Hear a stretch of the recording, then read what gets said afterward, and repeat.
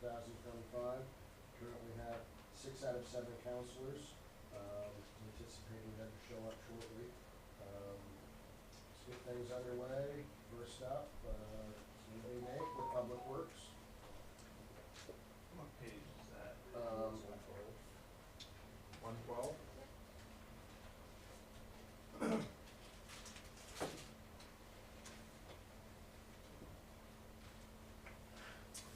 are we doing tonight? Awesome. Good, how are you, Nate? Not bad, how you doing, Mike? Does everybody know me? Yes. I've met everybody at least once. You would just want to go line item by line item through the budget?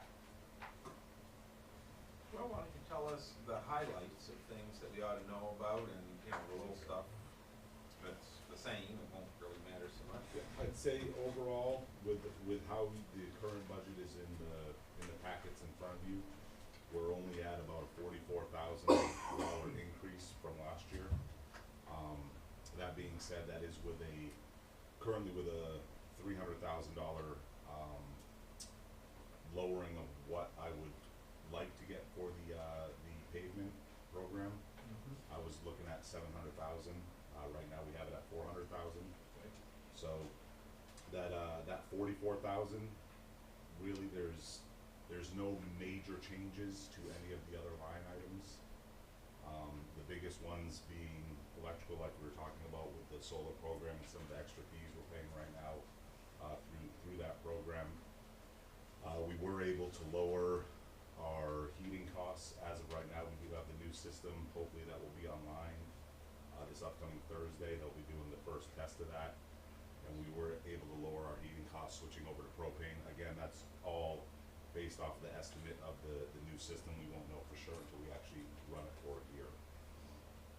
But yeah, that's the major highlights. We were able to keep everything primarily the same. No huge increases, no huge decreases. The only large increase would be is if we do up that asphalt above the 400,000 mark that we were at last year. What are we giving up by doing 400,000 in asphalt versus 700,000? So right now, my plan for next year was to take and do 95% of our streets that are still chip sealed. So a lot of our chip sealed streets, they haven't had anything done to them for 12 years. Chip seal isn't a thing that we do anymore. Those are normally a 7 or 8 year rotation, right, for chip Correct. seal? Yes. And chip seal is just something that we don't do up here in northern Maine anymore. So a lot of our chip sealed roads are starting to get quite bad on the sides. They're starting to break apart on the sides and working in towards the center. So my fear is if we keep pushing those chip seal roads off, we're going to get to a point where we're going to have to start actually doing repair to some of the sub base of those roads, and that's just going to be more costly the longer we push those roads off.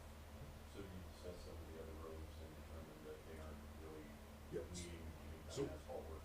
We do have some in the city. Cedar Street is getting pretty bad, but there's a project next year with the utilities department on Cedar Street, so we have that one scheduled for 2027. And that would be the focus in 2027 would be the city streets. We do next to no country roads because we get ahead of them in 2026 and then switch over to the city in 2027. So, to memory, I thought we had generally done more in the 400,000 to 500,000 a year range for asphalt. Like historically, is the request for 700 like a big increase, or is that where things have grown with escalating costs and So whatnot? in 2024, we were actually at it was right around the 640 or 700,000 last year. I had requested 900,000. We put it back to 400. So the 700 is right around the average cost for the 10 to 12 miles of streets that we try to do a year. So Okay. so it's right around that cost. Yeah, that's where you feel like we Mhm. generally should be budgeted. And this year the paving escalator this year stayed high the entire year. So we planned and budgeted at what it normally is at. And last year, that number actually came down towards the end of the season, so we were able to save some money. It stayed high the entire season. Okay. I'm gonna put you on the spot a little bit. Okay. Do you think 400,000 is too little? I do. Only other question tell us what we have for an excavator? I know that'll be brought up in capital, but Yep. what we have for an excavator, what you're asking for, what you need it for. Yeah, so right now we have a 2020 excavator. I don't have an accurate hour meter on that excavator. It's been changed out before, so I don't know 100% what actual hours are on it. Is it like a 315 or a 25 or bigger? It is a, I can tell you 1 second.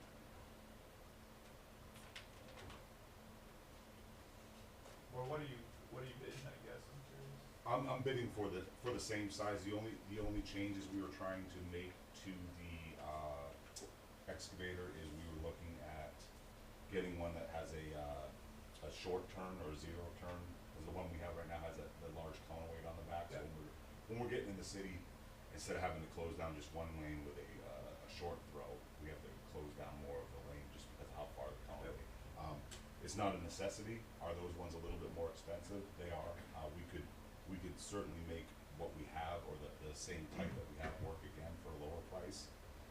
One of the other things we were going after was the 360-degree knuckle on the front. Just it gives you more capability with excavator, and that's something that we cut out already, because you're looking anywhere from a $45,000 to a $60,000 increase just for that knuckle setup on an And excavator. is that something we're using like a few hundred hours every year, or are we putting several thousand hours? Several thousand. That excavator pretty much come end of April, beginning of May, it's working pretty much every day of the week up until September, Like October. ditching? Yeah, anything from redition all the roads, especially out in the country, to keep the water flowing, and then we use that for our larger culvert jobs as well. Any of our deeper or culverts where we have to expand the road a little bit more, because the 24 and the 36-inch culverts. Is the old one just wore out? It is. It's a 2000. I mean, don't get me Oh, wrong. 2000, not 2020? No, 2000. Yeah. Okay. It still works, but every time we have it on a job site, we're doing a repair. We just had it on State Street to do that culvert repair, and every morning it was something else that we had to fix in the morning to run it again. The last was, it was spilling radiator fluid all over the place, because worked fine the day before, went out, started the next day, and the hose blew. I thought I turned that on already. I'm sorry.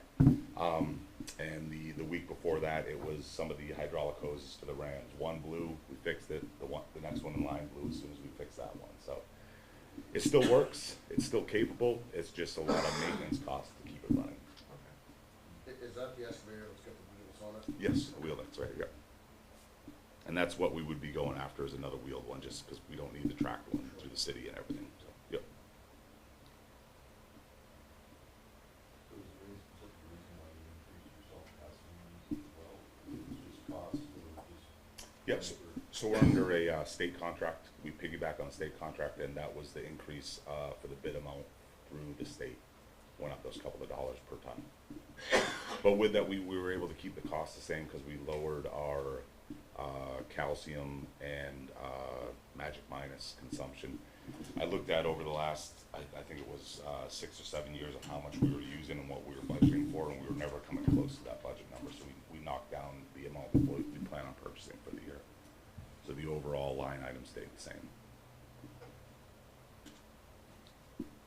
How many employees do you have? We are budgeted for 17. Currently, I have 15 on staff with 2 openings. Are you finding adequate with what you have? Right now, it's okay. Once the snow starts falling, it won't be. I'm down. Our key position we're down right now is another operator. I only have 1 operator right now. So when it comes to the snow removal with the loaders, typically that's 2 operators hitting all the parking lots, and then also when we're doing the snow removal with the contractor, we have the 2 blowers running during those operations. So it will be a delay in some of that snow removal if I don't find another operator before winter time. So you need to be one more. Yes, yeah, the second position is for a driver position. If I was to hire that position, they would not have a dedicated route that they're on. They would be a spare, and they would do a lot of the 1-tonner pickup truck plow routes, which if I don't hire that person, myself or the foreman can pick those up in the time being, so, yep. I wrote you this, but just this year, like the the roads were cleaned up earlier than ever. The lines were painted like earlier than I remember. Like from that standpoint, you did a great job. Thank you. Just I noticed it big time.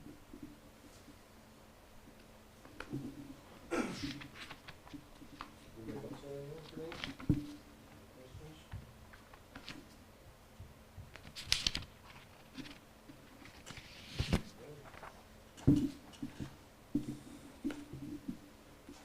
All right, we'll move on to utilities. No, utility, We're all set with- I'm utilities too. Yeah, Okay. Utilities, 175.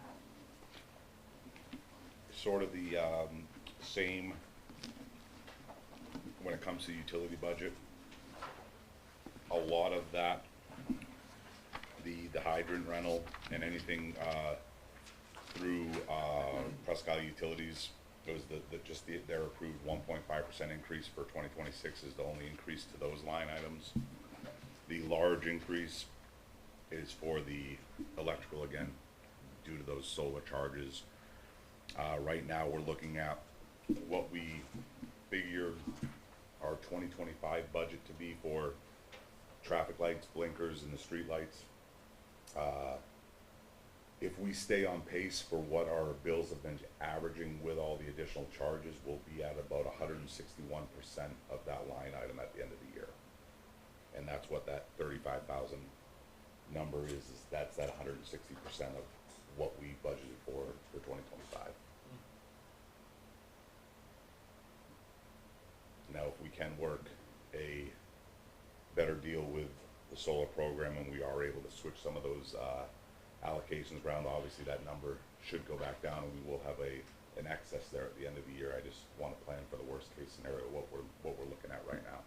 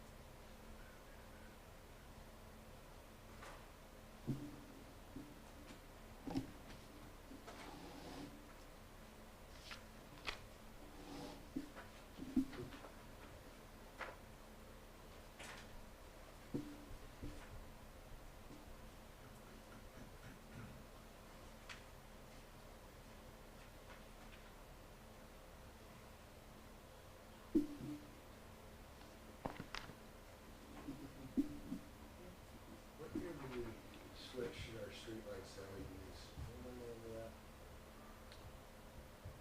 Oh, 4 years ago, was it that long ago?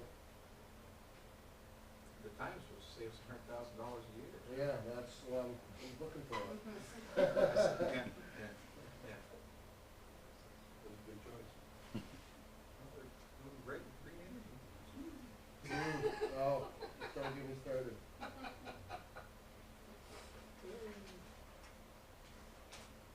I also want to point out, it's a totally different green, okay?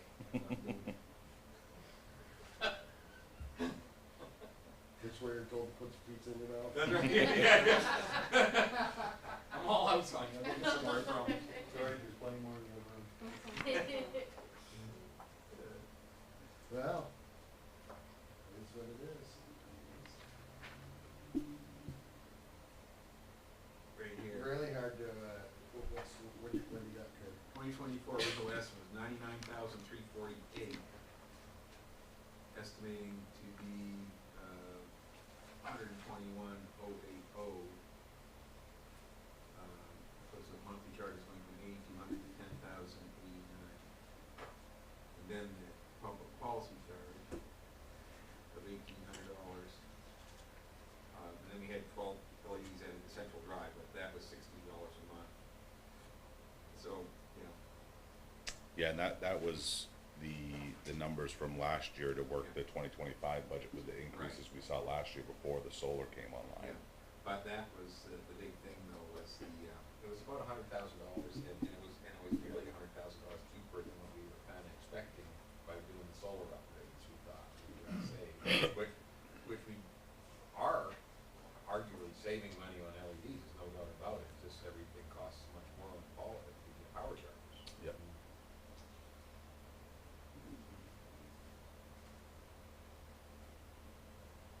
Yeah, kinda hard to think, costs there. That's what it is. Anybody have any comments, questions?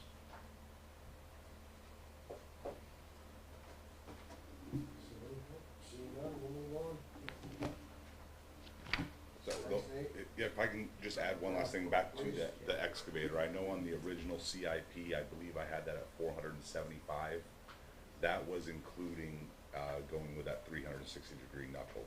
So we are down closer to the 400, 425, where we are estimating that. I am still trying to get some estimates from some vendors out there to get a more accurate number, but that 475 was with that knuckle that we can 100% do without. That was more of a, hey, let's increase the capability and the convenience of the machine. We don't need that capability if we don't have that, so. What you got on it right now, for your attachment, it twists. Yep, side to and- side and up and down. But it doesn't rotate. Correct. And that's what we were looking at, was getting one of the rotating And that's a knuckles. 360-degree rotation? Correct. And that's absolutely not a function that we need. We can do without that function. I mean, I wouldn't say no to it if I could get that function, but it's not something we need. Do they make a 180 function? Probably wouldn't. I don't know that It's answer. either 9 or 360, I would imagine. Yeah, I would have to verify that. I'm not 100% sure on that, but I don't believe they do. Just trying to envision how often you would be working with, putting the bucket outward like that. Mhm. This is what you currently used to. Yeah, and that's why we could do it. I mean, there's nothing that we find ourselves in a position right now with the excavator we have and its capability of the bucket that we can't do. Maybe you have to reposition the excavator, put it in a different spot in order to do it. Yeah. With that capability, you'd save a little time there, but it's not something that's preventing us from getting our job done, so. How long do you think you can keep limping this one, going that you got? If we keep having small failures like hydraulic lines and hoses, Well, hydraulic lines and hoses, to me, I would think would be somewhat preventable, failures. A lot of that stuff can be caught with PM checks. I mean, you see a hose that's pretty ratty, you know what a Yep. shitty what a bad hose looks like, sorry. It could prevent, downtime and. yeah, and I'm not, And net- messes, yeah, not necessarily just talking about downtime, but when we do find those, like, okay, hey, there's more money we're putting to replace Yeah. that. My fear is when we have a major engine malfunction or something major go wrong with that piece of equipment. So most of your equipment sits outside anyway, right? Yes, during the summer, and then in the winter time, we'll have more equipment sitting out this year due to the loss of that storage building. Most of what's going on with your hoses is on building second winter back where, Yeah, and just overall age, yeah. yeah, and you guys are starting to get enough, get warm enough that you're done Yes. before you're not Yep. getting any pressure on it. Yeah, our operators are typically the first ones on the job site, so that way we're not driving back and forth every day. They're out there re-greasing, doing their maintenance checks, and then getting it started up and letting it run. Yep. What would, Go ahead. Say this feature that you're talking about with this other excavator, the one that you have, that capability to maybe adapt to that, to what you're looking for? It would be the same cost for, you would have to buy that specific 360-degree knuckle. That is a $45,000 to $60,000 cost to add that to the machine. I would have to verify with the age of our machine if it could adapt to one of those newer knuckles. I don't know that for sure. I would make the assumption it could. It might have to add extra hydraulic hose or something of that nature, but I don't know 100% that that's a capability. And then if you have access for repair, and everything else. Yes. Yep. how much you think you could get out of your machine, if you were to put it up for sale? If I Or would you prefer to keep it as a backup? I mean, you don't really need two excavators. No, so I would use it as a trade-in. When we- Oh, okay, Yep. okay. And if I estimate it based off of what we got for last year when we did the loader, we got about 30,000 for the loader when we traded that in. So I would guess that excavator would probably fall somewhere in that realm of 20 to 30,000. All right. Thank you for your time. Thank you. Steve, you're up.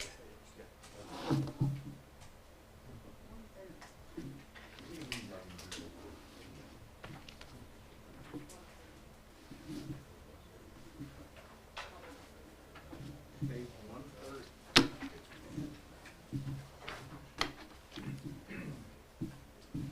Well, good evening, council. My name's Steve Sampson. I'm the Recreation Director for the city. I'm just gonna go over several highlights. It sounds like that's probably the best thing to do, and then we can go from there. One thing I wanna point out is a two-point pronged line item. First, if you look at program income, I am looking to increase that by 15,000. Which initially you see that and you go, hey, that's great, more income, that's wonderful. Well, there's a two-edged sword to that. If you go down into expenses and program supplies and equipment, you'll see I've also increased that about 15,000. The reason why I've done that is for, if you look in the descriptions later on, is for third-party recreation. We've had a couple of programs, namely a dog obedience training class that we do with a third-party recreation programmer. We have a contract with them, and a Brazilian soccer camp that we run.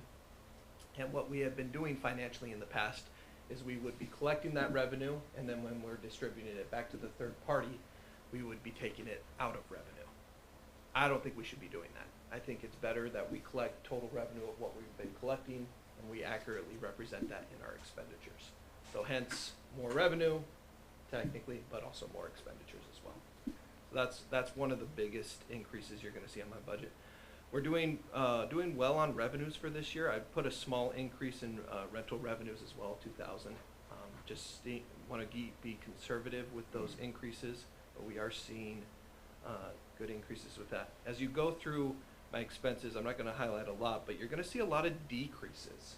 I've seen a lot of areas where we're not reaching those full potentials. I want to thin those budgets up, get a better accurate representation. So I've made some cuts on some things, everything from concession supplies, credit card fees, for more accurate going back and what we've been paying over the last couple of years. I've made some cuts on several of those things. So ones you have seen increases are utilities. I've put an increase on boots and uniforms. I'm looking to buy a couple more shirts for staff members, trying to get us looking more official when we're in our building.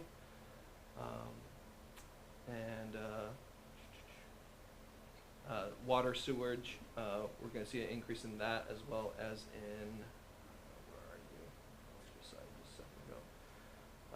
Grounds maintenance, field and ground maintenance. We saw a small increase in that as well.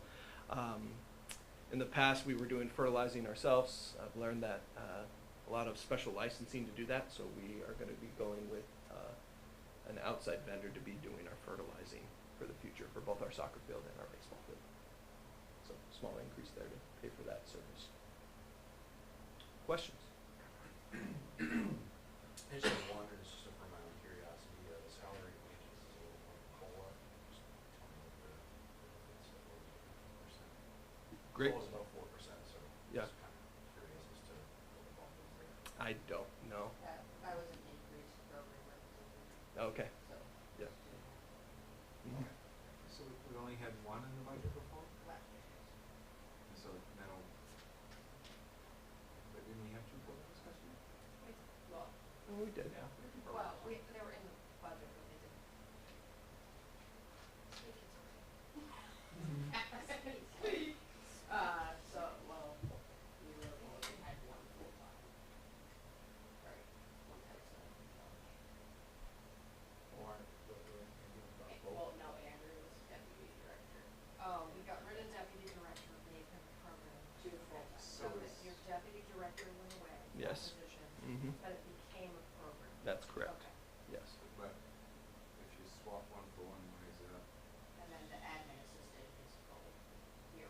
Yes. This team has had a couple months.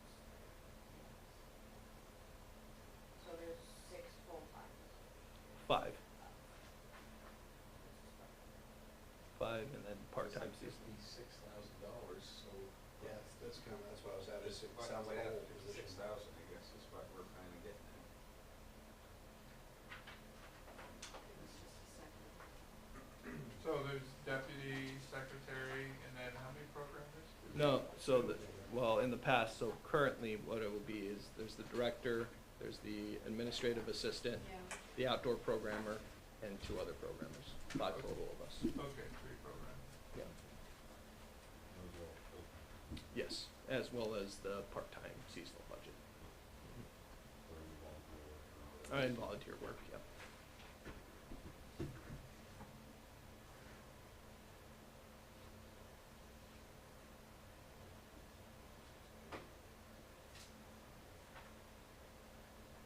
As long as we can attribute that to a position.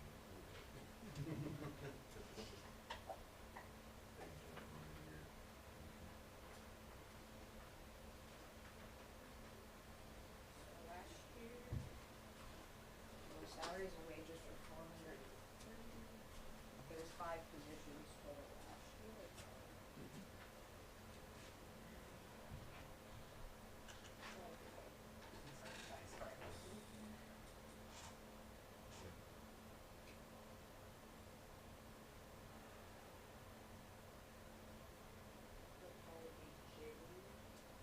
Well, part-time's gonna be your building attendants, so Ginny, Jack, seasonal help that we get during the summer. Last year there was no building attendance budget. Well, that would be part of the part-time, right? Yeah, well, it's in here as, she's in here as a salary position, as a part-time position, As a part-time, well, under your FTEs. okay.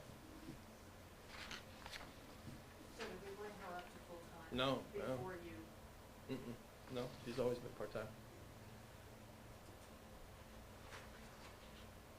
we'll look at that, Counselor, and figure it out. Yeah. Yeah.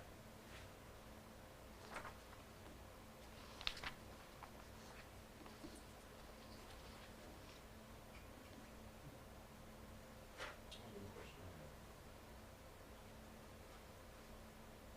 What other opportunities do you think you have for income from the building or rental or those kinds of things? Well, you're thinking of additional revenue streams? Yeah. The biggest thing that I could think of is sponsorships. We do sponsorships already with T-shirts. You know, when you go and see your kids play around, they have different businesses on their names. One of the things I can't help but notice is when I go to the forum and I see all the business signs and so forth, and I go, man, we should do that in the gym. That could be an additional source of revenue, you know, where we can start putting up billboard signs for different businesses on gyms. So that's one way I can see that, is using sponsorship opportunities with local businesses. I mean, I've heard some crazy stories. I know one rec department that they had a sponsorship with an auto dealer where they literally sold cars outside of the rec department's parking lot. And if you want to get creative, there's ways to find it. So. Yeah, that moved to North and Office Products now. Yeah. I mean, Craig, there would be out of residence fees too. We used to have those. If you want to look at, yeah, it's one of the, you just have to review and just mark it, and there's a way in our software where you can mark it if you don't live in Presque Isle. There could be a resident rate versus a non-resident rate for things like youth programs, things like that.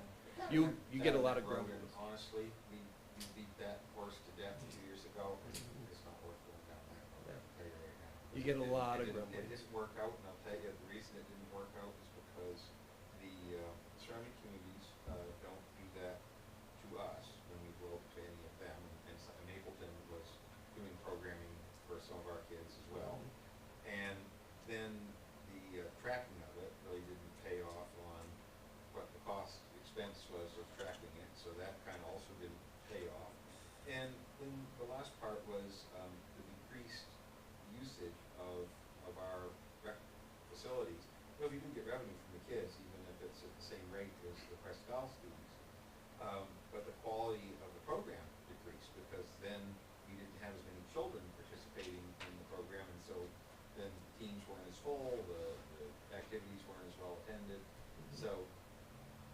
guess in the end of the day, it really didn't pan out to be a revenue source as much as a sore thumb for the community, and so I think we learned our lesson.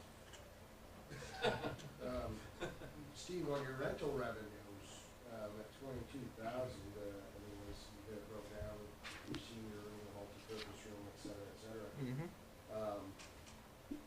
How often are these, how many rentals do you really have? I mean, is that something you could push harder? You know, you've got availability and space for more birthday parties or more, So you know. here's the thing, if you go down there, and I was gonna mention it to him, he has a screen that runs through everything that they do, whether it be Tai Chi lessons, whether it be the elder senior dinner dance, whatever it is. And I was gonna suggest that he takes all of that stuff and emails it to Kim, so that way you can read it. Okay. That work? Yeah, I mean, if we have room to push more rentals, I think we should, I mean. So to answer your question, it depends. In the winter, it's very, very difficult. That is our hotbed time. Everybody wants to use the community center in the winter, naturally because of the weather, right? Right. So between basketball program, weekends is when most of our rentals are. Saturdays, Sundays, it gets booked very, very quickly. Now, what summertime? Exact opposite. Yeah. Very, very open. We have very little rentals, and that's because they're going out to our parks. Yeah. They're renting our picnic shelters, Manor Lake, things like that. Yeah. So, is there a lot of room to find space? Not really. Okay. Especially if we're going to increase programs with the new programmers I have. Sure. We're Yeah, gonna no, be short on space. So, I know facility rentals have been a hot topic on a few other clubs that I'm involved in lately. It's, The- rates are, you know, I mean, if you get you know, if you could get more out of your rental rates, most definitely you should. and that's the other way you could increase revenues potentially is increase rates, whether it's for programs or for rentals. You increase your rates. Very well. I like the sponsorship idea. Just, local businesses are usually pretty, they like to participate. Mhm. Sort of see it within the trees and basketball stuff like that. So I mean, even, we build sponsorship stuff, like, I remember when I was a kid, we used to have like fellowship contests that were sponsored by local businesses and stuff like that, and even little things like that throughout the year. Crank up the revenue, so. And that's the nut shop, we used to do Yeah. hot shots. Yeah. Yeah, no, I just, every time I walk in that gym, I see that, there's two blank walls, and I'm like, man, we could do something with that. So that's just what and then when I walk into the forum, what do I see? Right. This. I was like, man, we should do that here. Do you So, run a men's league for basketball? not currently, no. Is there any reason why? We're gonna start a men's league once we get our programmers all ready to go. But yeah, we're gonna start a men's league. Because I know when I used to work at Godco, I used Mhm. to coach the boys up there, and we used to play their league, and so. And when the starting center first opened, it kind of messed at that point in time, and we were running cross games back and forth. I was just wondering if that could be possibly an opportunity for you. Yeah, you get more programs. Yeah. Yep. So that's one of the big things I've been talking about with our new hires is something that I think we're really deficient in is adult programming. We're really, especially for adults. Right now, we do a co-ed softball combined thing with Caribou. That's great. We love that. But other than that, I mean, we have a couple of little smaller programs, open mic night, you're aware of that. Zumba, which is through a third party, those kinds of things. But we're not reaching a good full potential on that. So that's where we're going to be pushing more for whether it's athletics or other things. We're going to be pushing for more adult programs. That's one of our biggest priorities. So, Yeah, because I know I was approached by another lady, she's probably about 75 or 76, but she wanted more dinners, more dances, more leaning towards what their age was. so, and we started simple with some trips. I've done some casino trips. We've increased our breakfast and lunch bus that Josh runs. We do that every week now with our seniors, so that's been working out pretty well. But I see we're going to be running more programs, both towards seniors and towards adults. So, If you want to do dances and stuff like that, I know some guys that probably was gonna say, if you're ever curious to see the place hoppin', come to my place on a Wednesday afternoon, senior music jam. I'm 99% sure we're not breaking fire code, but it is getting close to maximum capacity in that room, so. Yeah, well, like I said, all the stuff that you're doing right now, some of the things that way we can advertise and help out a little bit. Absolutely. Anybody got anything else for Steve? Thank you, council. Steve, appreciate it.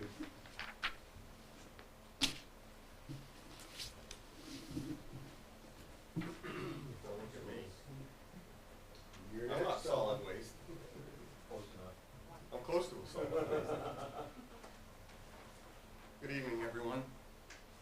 So if you saw me looking through my paperwork and going, where's my budget, where's my budget? The one that you have in front of you. I have my budget, but I don't, I must have left it on my desk because I was talking a few hours ago. Dog eat your homework kind of thing? Well, I was trying to get boned up on my homework, but I bet you I can pass pretty much any test. I think you would. You would be all I right. think I can pass my test. Where would you guys like to start? Under capital or operating, or where would you like to be? Where, and I don't know where that is.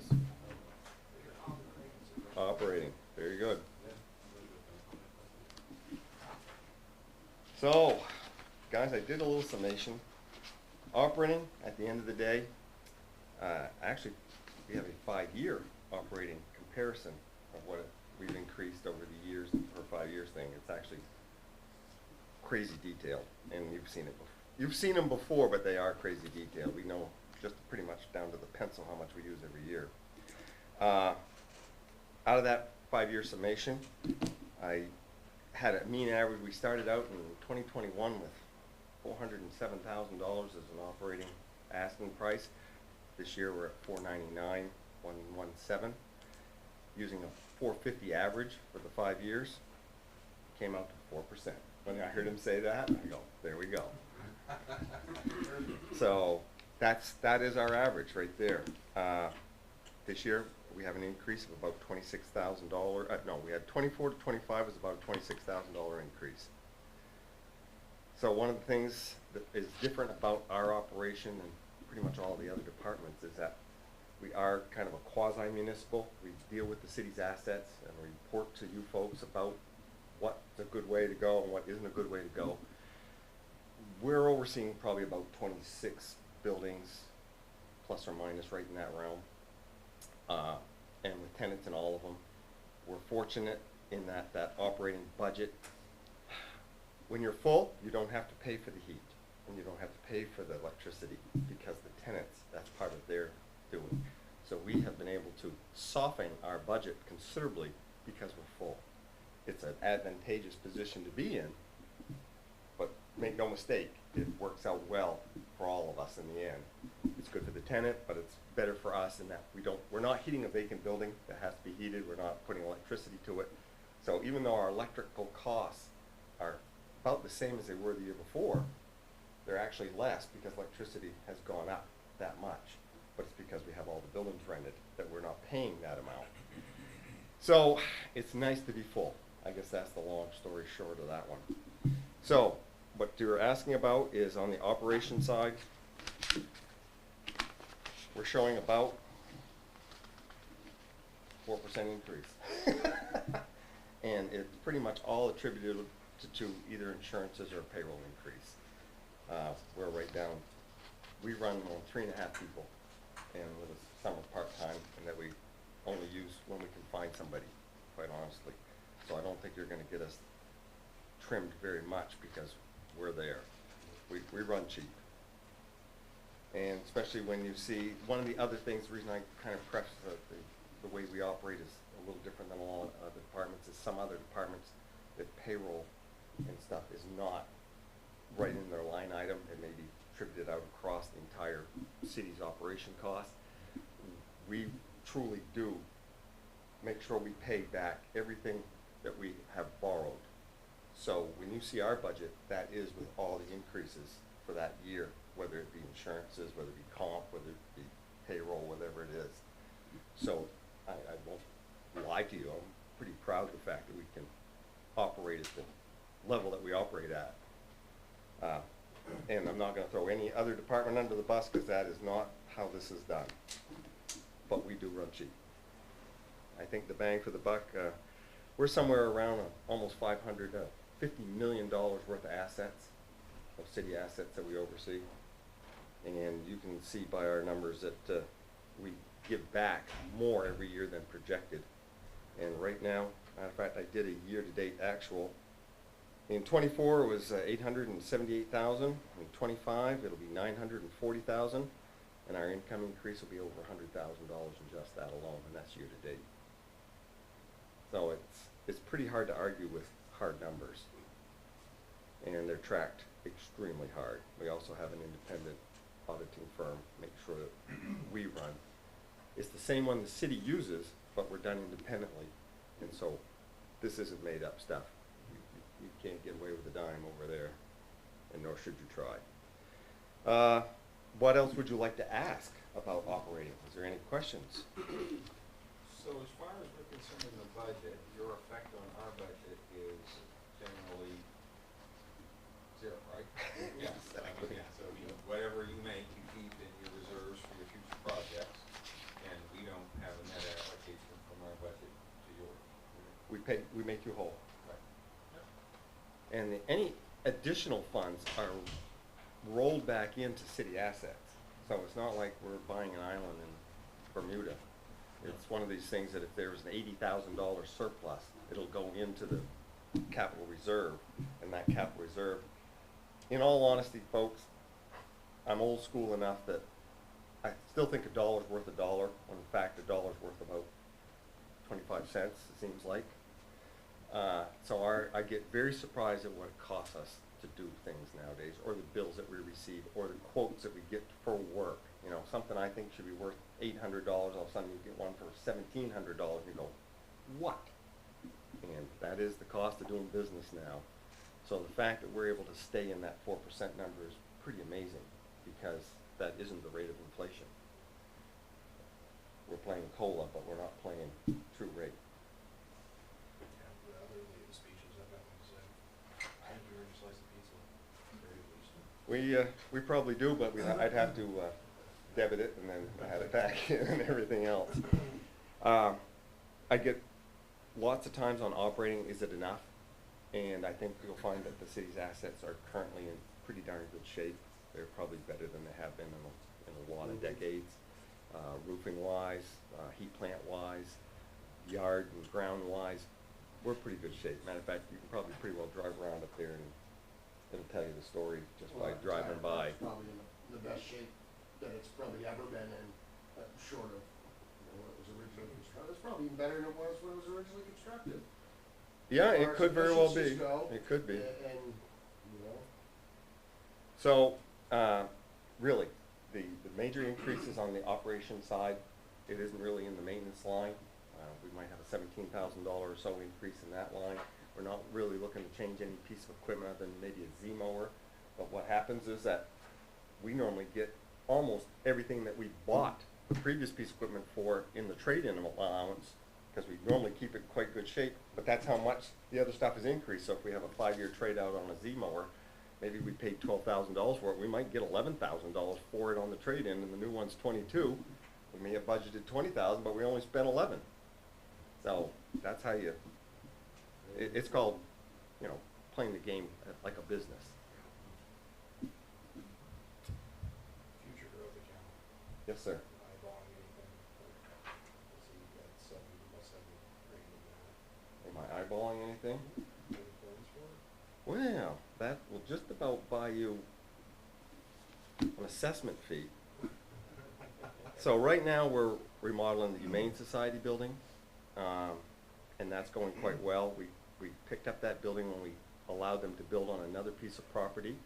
They have a new center, and as part of the negotiations, we got the old center, which they actually had built themselves and used their funds, but it was on city property. So we're still remodeling inside of that. We've moved our offices out of the airport, and that's a line item that never existed before, because we've always been the kid living in the basement of his parents' house. We never paid our own heat and lights and everything else. It was all under the airport's nickel, to tell you the real truth. But with the cost per square foot of building the new terminal and the construction work going on, we felt it was an opportune time to move out of that area. And we had a building available that worked out very well for us, and I think we've remodeled that building very successfully for, you know, good money. We're gonna do some interior renovation work, and already have done over half of it now in the FedEx building. The back side of it is about 8,000 square feet of office area, with almost 4,000 of it taken by the vault folks. And we have about 4,600 square feet. One's 3,600 for vault, 4,600 for CDS, Child Development Services. We'll probably do about $35,000 worth of work of flooring in that child development area. And we're hoping that it works out, that we might be able to swap areas with vault as they increase their need for more area. We'll swap sides with child development, doesn't need as much area as they currently have. So we're remodeling inside of that, which was probably the last remodeled over 20 years ago. Dead River, we had an addition design for it, which didn't go through it went through a bid process. Dead River didn't want to move forward at that time. I've received assurances that it's probably going to go forward. And so we had $50,000 worth of design costs in that project, but we're going to increase their 5 years worth of rent on the existing facility to offset that one, so that won't be a loss. And we are looking at a building swap right now for land. At Building 401, the former IP building, about 90,000 square feet.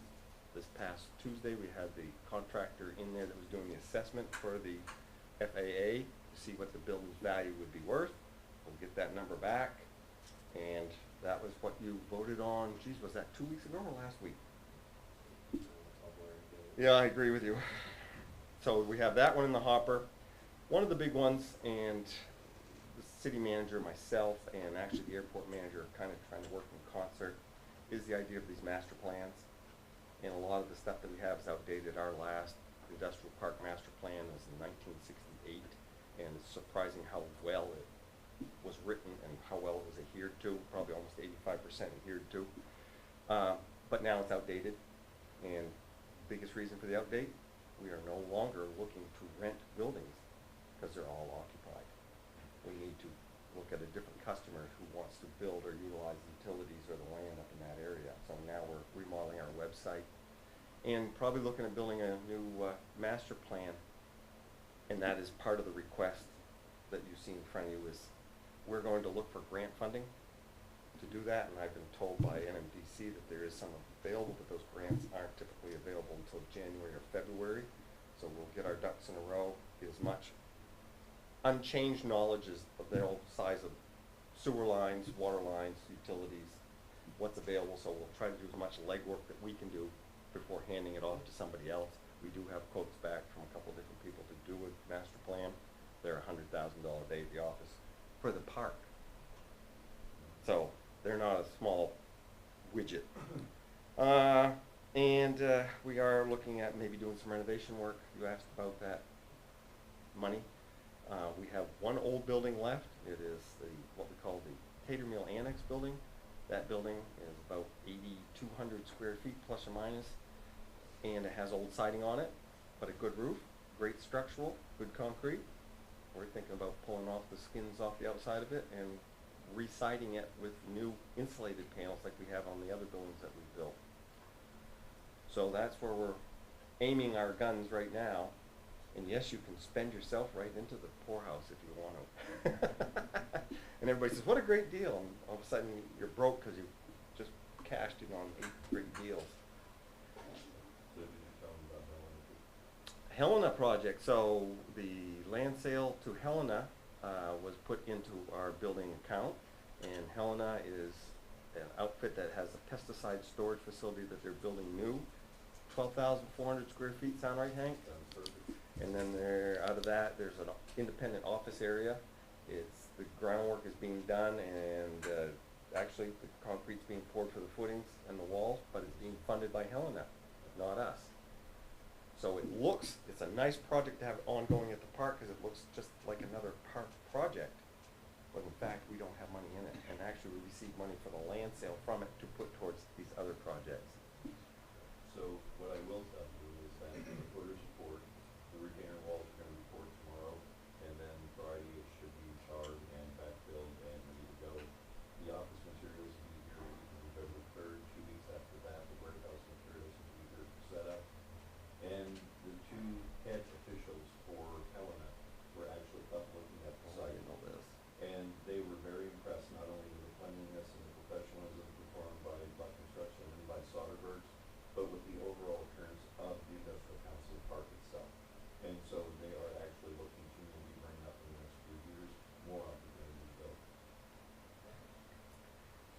So one of the things I will tell this council, we've had people knocking at our door, and it's one of these things that we don't have much to offer anymore because it's all taken.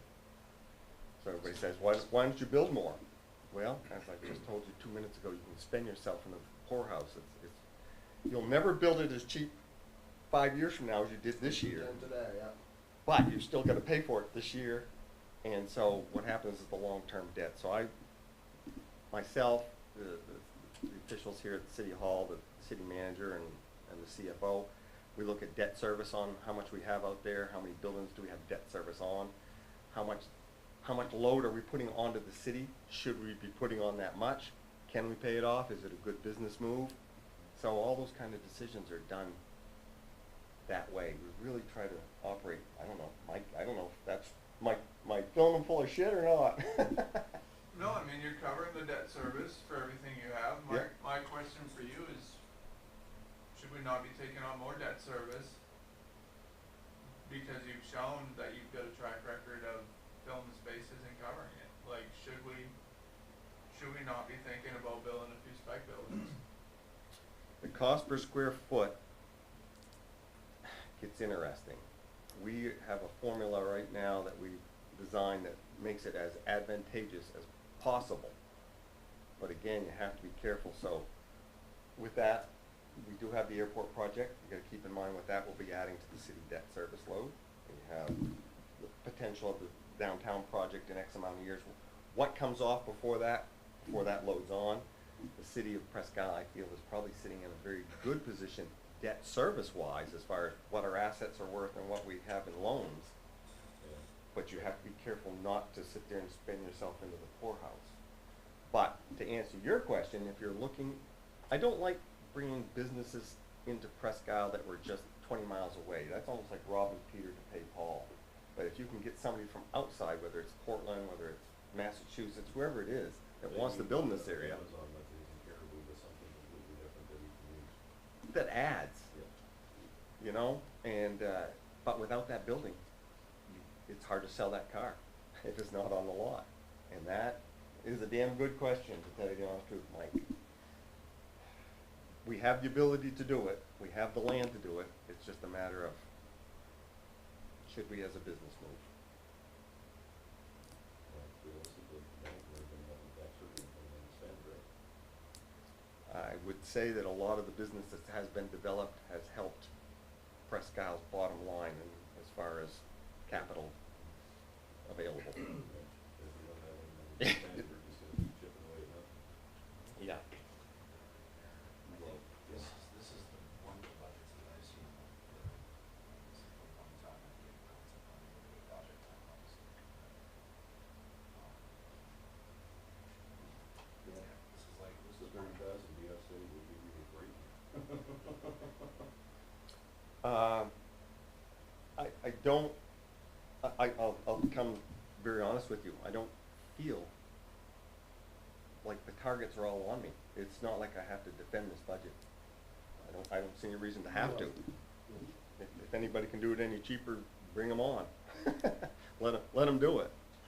But it's more about planning for the future and what's that gonna cost the city to either not do something or to do something. So with a perfect budget and perfect world, what can we do for you to help you not only promote the industrial council on which you've got your properties up there, but to bring businesses in and attract businesses that want to stay? So one of the things, Hank, that we are currently working on, and Hank sits on the board as a representative, we modified our website to try to get outside customers and get up on that Google thing when you Google in, you know, industrial parks in the Northeast. How do you get to that list when someone asks that question? And the other piece of that is that remodeling the site to promote more of what Presque has to offer, slash either with its utilities, availability, its update, water capabilities, you know, electrical capabilities, and or what's the amenities, how good is your hospital, how good are your schools, and all the rest of that.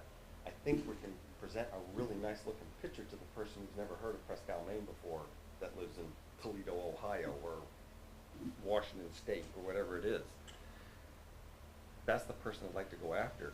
But back to what Mike said earlier, if you haven't got the car, it's pretty hard to sell it. And I really don't know that we sit in a position in Presque where somebody comes through and says, yep, I'm gonna bring in 500 jobs here. I don't think, where are they gonna live? Well, you know what I mean? There's a lot of other things that compound, but when, if a person comes in and says, I'm gonna bring in 25 or 30 jobs, now you probably can work with that problem. The other day when you saw me come up in front of you and promote for Walt, I think, you know, Scott Wardwell deserves a little bit of praise with bringing him into the city. They might be gone tomorrow, but while they're here, there's 30 engineers that are spending money in this area, and maybe there'll be 30 more in another year or two. And quite honestly, that's the right kind of business and the right kind of size. But if you want another vault, you gotta have a building ready for a vault. That's just what. Yeah, well, that, you have to have. Well, and I think we need to figure out where we need to prioritize investments, like whether it's in the industrial council or Yeah. to help with what's going on in the aerospace park. Yeah. So I would say with what Tom's done over the last 3 to 4 years with both with Frito-Lay, with Mount Helena, with any other expenditures that he's had, you've got Napa downtown, that would be a good place to start. And, you know, backing Scott with what he's trying to do with the airport, building up the aeronautics and everything else, that's another place to start. But again, where are you gonna house these people when you bring them in here? That's the bigger thing. Because now you're looking possibly send them off to other communities to buy houses and things and not necessarily live here in town. Well, I mean, that's true. I think the one thing too, though, that probably makes some sense from a business standpoint is if we have the employer here and they're good jobs, then the ability to build a home because people have a good job, you know, it exists. So I kinda think that it's not really the chicken and the egg exactly. I kinda think that this is, you know, the ability to have a business and a job is probably paramount to having a home with no business and a job. So I will tell you, we took a tour of the vault place Yeah. a month or so ago, right? Yeah. Yeah. And that was one of the first things that woman giving us the tour said. Yeah. We have no place to live here in town. That's We right. wanted to expand. That's So right. we're gonna have to take and go up to like Madawaska Lake, buy Yeah. camps, Yeah. buy other properties And that's what out they're there. doing. And that's what Exactly. That's what But they're that doing. takes away from Yeah. what we do. Oh, no, 100%. Yeah, no, and I'm not saying that we shouldn't promote that. I'm not saying that at all. I'm just saying, but the fact that we have a housing crisis is because we had jobs. And so I think we as a city have a business model with Tom and the Industrial Council to be in that business. We don't have a business of home building, you know, but we can encourage that with partnerships with, you know, people that do that. So that's really not something we can build a home, but we can encourage the reason to have homes built through business opportunities that he can do. So I do think, I don't think it's mutually exclusive. I don't think the home building is necessarily a cost item for us like building a building is, but I think that's a very necessary thing to be doing. And, but secondly, the meetings that several of us have had, and city manager or different ones with some developers, I think we need to do more of and continue on with, because, you know, they're the ones that are gonna build those homes.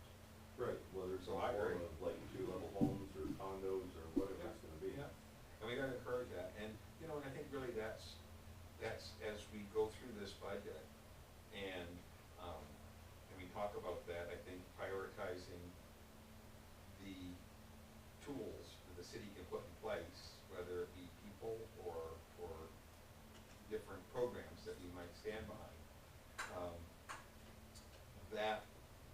that's our contribution to making those things happen. So in which facet can we use the planning board to help with what Tom wants to do, with what Scott wants to do, or even with the housing portion? Well, I think the thing is, we have, to my mind, I don't mean to answer all the questions, but I guess just because I've kind of been through this 12 times now, one thing I would tell you is that I think we have a perennial project with, up on, between the school farm and the Centerline Road, all of that land that has been talked about for eons about housing development. But yet, we've really had no push in earnest from the city to put together a master plan for that area or anything of that sort. So that's something we could do. We could also identify some other areas of town. Well, there's a cul-de-sac that was being proposed up there next to Elmby, Yeah. just across from River Ford. Correct, and that's still ongoing, and another great place. And then the other thing you gotta remember too, that we have the water tank that's on top of the hill behind Fairmont Cemetery on the Holton Road. And so that entire hillside, which a lot of it is agricultural at the moment, but it has the ability to have water because of the pressure from that tank. Yep. So, you know, you have to put sewer in, but the water part, you know, in and around that land that's below it, all of the Holton Road and then around are developable areas that again, you know, our planning board could be planning for subdivisions. And so, you know, I agree with you 100%, but we've gotta make it a priority, and then we've gotta have the staffing and the people in place and that to then start working on it, and then keep knocking on the door, because, you know, that's You're That's gonna how we're wanna gonna do it. start pushing the interest in building homes and developing housing Yep. and utilizing this land for that purpose before it all gets cluttered with solar that nobody wants to be anywhere around. Well, yeah, And that's, I mean, it's true. you can't put up a bunch of houses if you got a bunch of solar panels all around. And people are gonna start building houses where the solar panels aren't, and that's in surrounding communities. So, No, there's something, you either gotta, you're kind of at a fork in the road, if you will, okay? Right. Let's take this, you know, these properties or this acreage that we have that has building potential and expose that and push that for that purpose of getting houses built. So let's remember, at one point in time, telephone pole on Broadway. Yeah. Okay, so all this squawk about solar panels. It's being not in there, squawk. It's bullshit. Okay. Well, guys, we're a little off track here. But just one thing though, I think it's worth saying though, is that you asked about what the planning board can be doing. The Right. planning board can be saying, you know, look, these areas of town are best and highest use in certain things. Maybe it's, you know, power production, maybe it's businesses, and maybe it's homes. And so we could put as part of our master plan saying, you know, look, great, love to have development here, but we don't want that right here because this area is best and highest use for housing. I think you, And so that's something we can do. Yeah, Right. and just adding to Yeah. what you've said is that there's a lack of coordinated effort between planning board, development board, industrial council, economic development, and I think as Jeff says, the push is also can be translated into providing leadership to those and that leadership then coordinates those efforts, and then you as a council, you set the priorities for what you want that coordinated effort to be, whether it is housing, whether it is whatever project, whether we need a building on the industrial council, and you set those priorities, and then with coordinated efforts, we make that happen. So do we need a city planner? We absolutely need a Because city I feel planner. like so far the only focus on our discussion with the budget has been to try to keep a net neutral budget. And that loses focus of some of the growth opportunities and things we need to like plan for the city. That's Like, correct. We've been in a slow growth for as long as I can track back, a long time. In order to move it from slow growth into accelerated growth, we're gonna need a roadmap. And a roadmap, when Jim Brown, our city planner, left, we stopped planning for the more popular economic development stuff, which is important too. But in my mind's eye, once we lose our city engineer, if we have a city engineer with an urban planning experience, that is the sweet spot of moving that beyond, just simply talking. And without a roadmap, without strategic planning, without a direction from this board, we're gonna continue just those conversations of, we're in a housing crisis, what do? We need more buildings, we need more spec buildings. So I can see the forest through the trees, but I think we just need a coordinated effort. And with that, I believe we're gonna move from slow growth to an accelerated growth. So right after budget, we're gonna have a strategic plan meeting. Yes. I think it's a great idea. So We I absolutely pulled do the that. strategic plan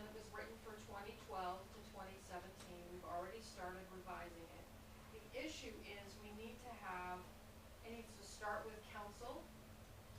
And as soon as we get over this budget, we're gonna hit that strategic planning process hard, so at least we have a roadmap for what we wanna do.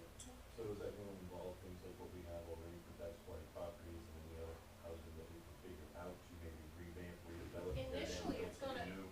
initially, it'll be a brainstorming involving everything, and then together we pare it down into something that is doable, maybe a 1-year plan, 2-year plan, you know, go, Phase it stretch it out out and to prioritize. 5, right, and prioritize, and then we get our department heads on board, and we start pounding these things out. The other problem is that with counselors moving in and out, so you get a new counselor in, they have what they think is important. If you pass a new counselor a strategic plan that says, here's your roadmap, okay, then you have a continuity there between, it doesn't matter whether your city manager is different or your council is different, you have a road plan that is set. Now, that doesn't mean you can't modify it as Right. you get new information, but it means when a counselor sits at that desk, they know what their marching orders are, they know what the objectives are, and department heads know what the objectives are. You asked the question, Mike, what could you do? I think the industrial council will move ahead with doing a master plan for the industrial park. I think it should work in concert with whatever the city wants to do and what already currently is in place for the FAA/airport. I think that was developed a couple of years ago. These are like 20-year insights, whatever it is, and like, as you said, you don't have to follow it, it's just, it's a guide. And something a little bit different here, something a little bit different there. Well, I mean, My 2 cents would be, no more city engineer, a city planner. And That- I think it's. that'll help build your roadmap. I don't think it's an either or. Well, I think we need a city Yeah. engineer, but we need somebody with some I think you could experience. maybe find that person, but he's not gonna be 28 years old.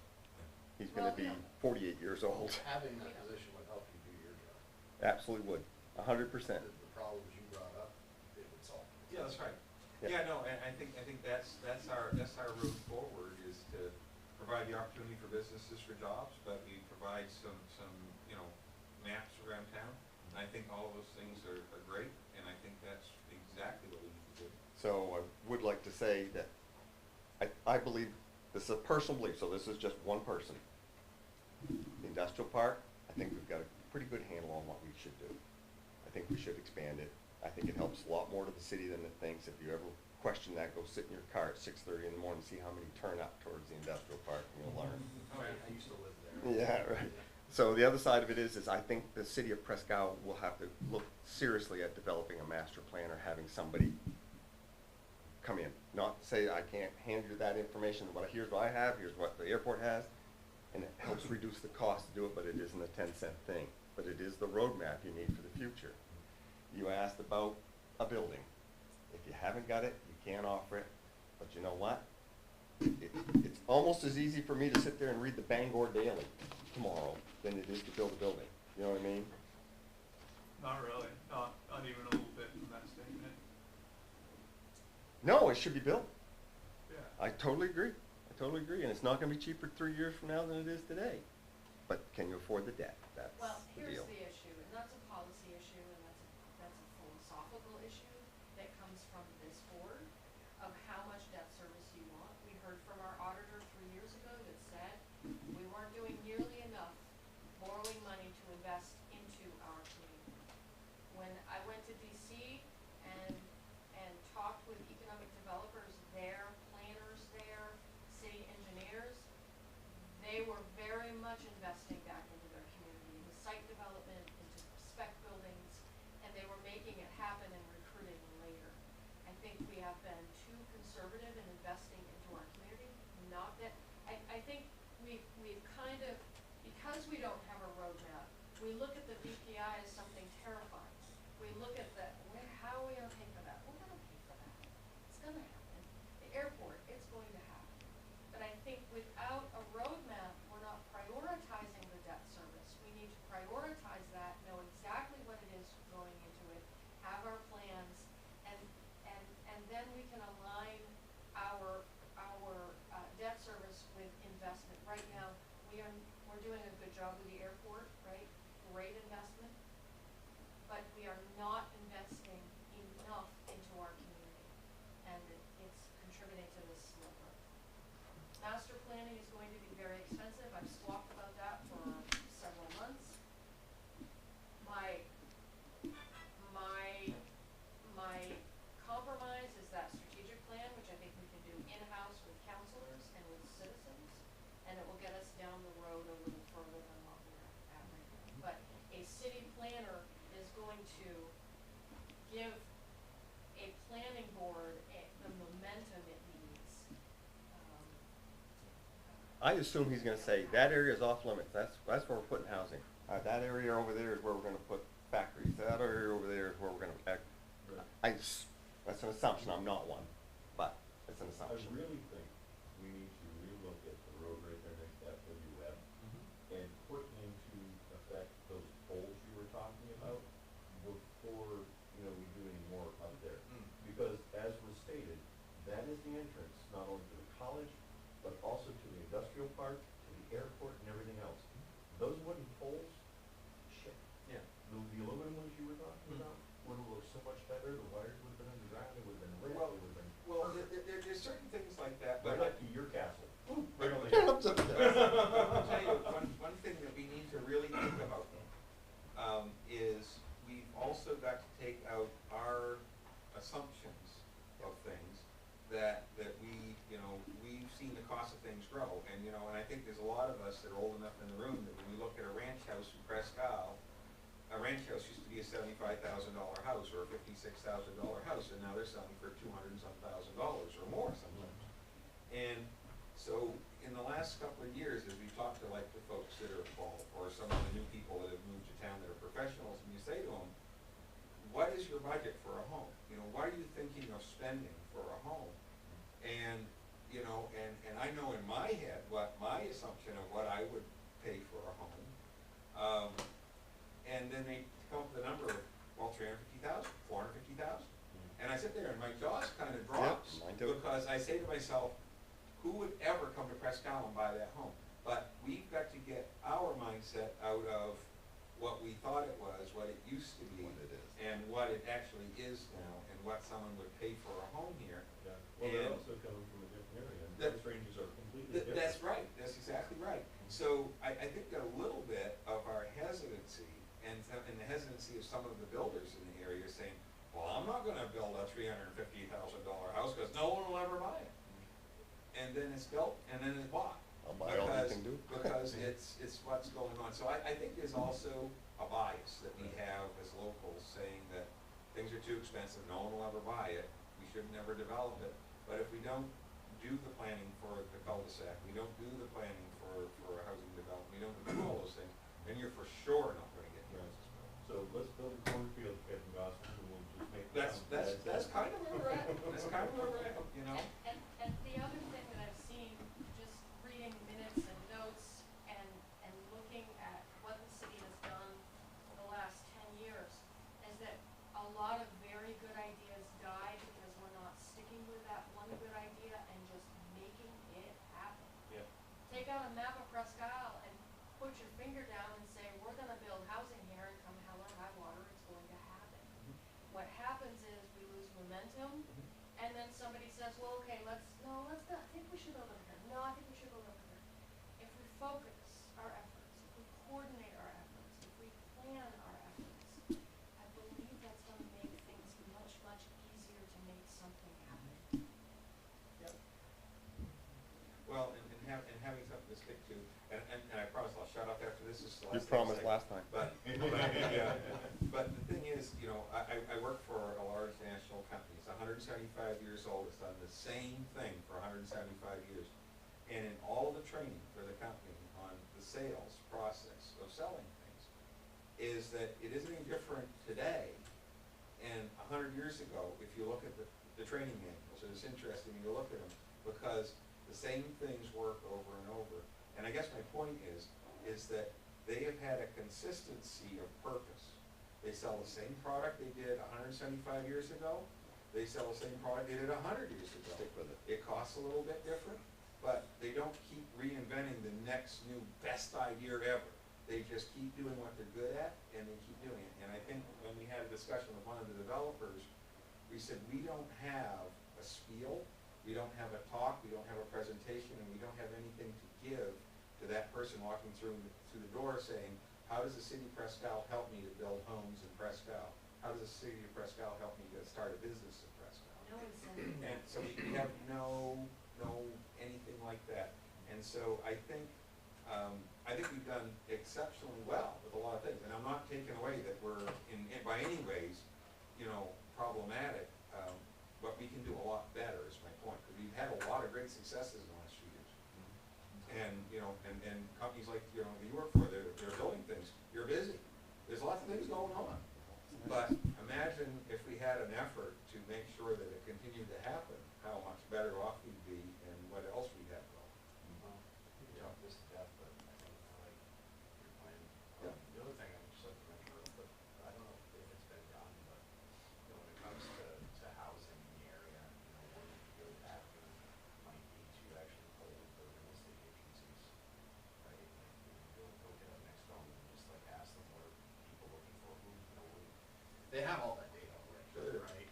So, all the people that you see coming into the area, what are they looking for? And then that gives us more to work from when we go to the planning. We can go to the developer with something and not just say, well, here's our plan, we know where we want to put things. And now we can say, now we know what we want to put there. And then we can start matching that stuff up with what, Well, this sits up here on Academy Street, it's sitting at like $275,000, there's an indoor pool and everything else, and it's been there for 8 months, and we've budgeted. Yeah. So, And, and there's certain homes that probably have things about them that aren't great, but there aren't really many homes on the side street. I mean, I think back like 5-6 years ago, or, before COVID, how many times could you drive down the street and see 4 or 5 for sale signs? They don't exist anymore, we're pretty much bought up, sold out, So there's opportunity here, sure there is. And there's also the It costs question, money. what's informing our next move, right?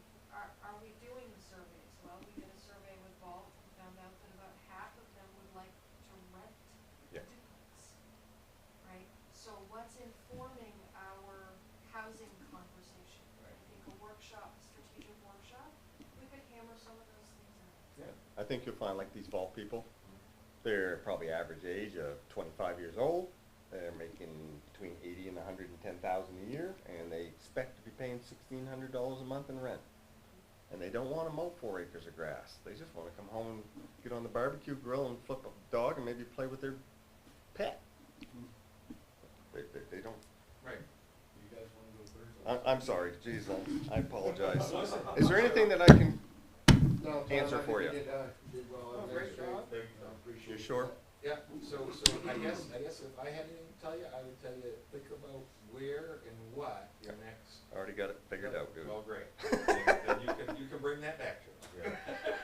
What would it be? So, Scott, I thought, had a very good bid from Sheridan Corporation at that 3.9 that opened last Tuesday. That's a spec job, and that's a good one. For 12,400 square feet, you're right there. That's a little over $300 a square foot is what that works out to be. We can probably play in that $200 to $210 to $220 range and hit most of the market pretty well if we go direct build. We have the property, we have the utilities in place. I think we can play that game. Does that make a $2.5 million day at the office? Yes, it does. Might even be close to 3. Does a person want to invest $3 million for 12,000 square feet? That's probably not the worst investment you'll ever make. What's the payback on it? You're going to work with 10 years. Is someone going to willing to swallow whatever their payment will be for that? But what did they bring in? Did they bring 15? Is it a business that's never been here before? They just came from Toledo, Ohio, and brought 15 people. That is the bigger win. And I think you're gonna find around New England, like Carl had mentioned when he was here, and some other folks said, New England is built out, there aren't all those hangars at Pease anymore, there aren't No. all those hangars at aren't all these places that people just gonna walk into and set up shop. So if they're looking to do business in the Northeast, and you gotta remember, that also includes Eastern Canada. I mean, cause we've had. Use a people look at radius. that, Use a that, radius. you know, there's a lot of businesses that are multinational that way, and, you know, we're not in a bad spot when you look at us in relation to our Canadian cities. You know, when we look at just the United States, yeah, we're in the corner, but we're not in the corner when you add in the whole other country. Let me ask a question. So, when's the last time that you guys have built, building with that purpose? And then actually Last year, and it was rented before it got done. How'd you like that answer? I was gonna ask Go you back how in you time. targeted it, but didn't sound like you had to. Didn't have to. Go back in time, go the last 5 or 6 years. So, Every one of them. yeah, how many have you done? 5. It's a no-brainer. It technically is, but you can go broke doing it. But I really wish I could build the Bob Humphrey storage building for under $1 million. Geez, I should have built 4 of them when we were building them. That's hindsight. The next one was 1.5. The next one was 1.8. But So, I mean, look at all the missed opportunities. look at all the missed opportunities. Absolutely. Yep, and all the extra costs. Yep. So it's an investment in the future, folks, but I don't know what to tell you. I mean, Well, the worst case scenario, we could find a use for it. I bet you we have 3 people that would do it tomorrow. There's no way that building would ever stay vacant. We would find a use for it. Most of the people that come to the door do not want the lag time that it takes from development, negotiations, financing, go up through. If it takes 2 years to get through it, they're not that interested. We've probably almost lost the web deal on account of the time frame that it took to make it happen. Hell, it was probably 4.5 years to make that happen. If you have something, when we did these specs, said, look, we know the ground, let's get this Swiss Army knife building shell put up, and by the time we figure out who wants to be there, they were already knocking at the door. Pretty late started to buckle because of the fact they wanted that other kind of backside and they wanted the whole building. Yeah, exactly. So, anyway, yeah, way deep. I apologize. And is there anything that you would like to ask that I might be able to answer? All answered. I think we're good, you're doing a great job now. Well, I don't know about that, but I thank you for your support. I know where your castle on the hill is. I'll find it. Yeah, and everybody's welcome to swing by, except the fire marshal said I gotta change out the data jack.